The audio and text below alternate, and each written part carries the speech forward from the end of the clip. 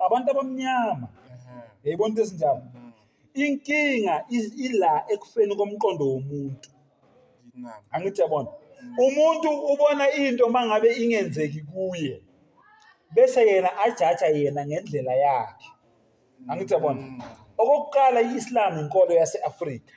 Asiqale lapho. Okokuqala iIslam inkolo yase-Afrika.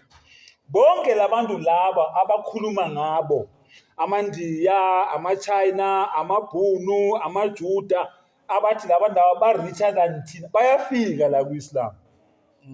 Thina ku-Islam siyimsinsi yokuzimilela. Thina abantu abamnyama, i-Islam inkolo yase-Afrika. Bona bayafika la ku-Islam. Yayibona into enjalo. So lento leyo ukuthi abantu abamnyama abama-Muslims baphuwa amanga alihlaza gcwe ayikho leyo nto leyo. Sinawo amaNdiya ama-Muslims aphuwa, sinawo amaNdiya angasama-Muslims aphuwa, sinawo abantu abamnyama abama-Muslims aba-rich abanemali, sinawo abantu abamnyama abama-Muslims abaphuwa, sinawo abantu abamnyama abama-Muslims abaku-middle class. NamaNdiya sinawo aku-middle class, namaHindu sinawo aku-middle class, namaChina nabelungu sinawo abaku-middle class. Ukuthi nje ngoba umuntu omnyama walinyazwa ingqondo. Umuntu omnyama wabulawa ngokuthi yonke into eyeNdiya, yonke into eyomlungu, yonke into eyeShayina. Yingakho namhlanje mawutshela umuntu omnyama ukuthi bafowethu asihlanganeni sizivulele nawethu amabhizinisi, umuntu omnyama uzokutshela ukuthini? Ucabanga ukuthi wena ungaceba njengeNdiya, ucabanga ukuthi wena ungaceba njengomlungu, wacabanga ukuthi wena ungaceba njengeShayina. Hey, imali akuyona yabantu abamnyama, imali yabantu abamhlophe. Kusho umuntu omnyama. Ifile ingqondo kulowo muntu loyo. Ifile my brother. Yayibona into ezinjalo. Inkinga umuntu omnyama walinyazwa umqondo ngeBhayibheli. Ukutshele mina iqiniso ngakufihleli.